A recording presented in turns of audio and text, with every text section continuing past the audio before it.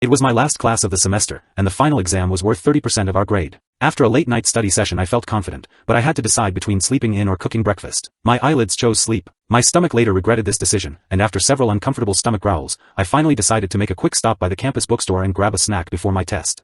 Since the semester was ending and everyone was going home for the summer, a lot of items were on sale, including the snacks and candy that they kept up front. Being in the hungry state that I was in, it felt only logical to pick the largest, yet least expensive candy in order to get more bang for my buck.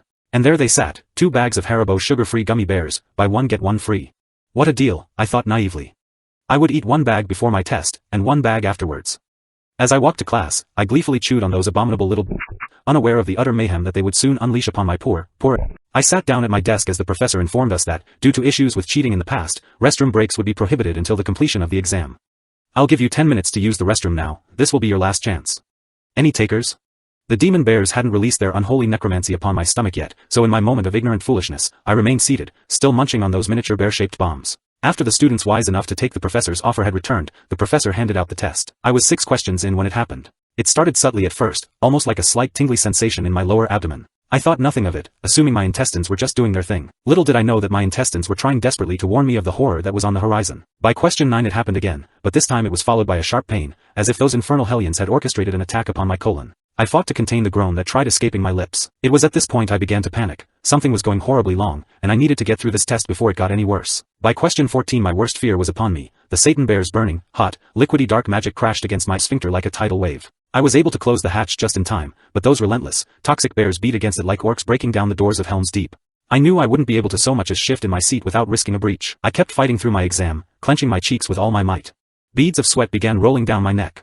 Suddenly, a loud, gurgling war cry came from my belly, and the entire class lifted their heads. At this point, nothing mattered except expelling this ungodly presence from my bowels.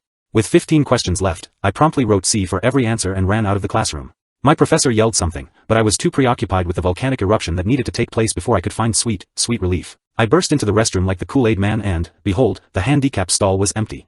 Sun rays from the adjacent window shone upon it, as if it were a gift from God himself. It took me less than 0.5 seconds to undo my belt buckle, pull down my pants, and finally relax my weary buttocks upon the toilet seat. It took absolutely no effort to expel this demon.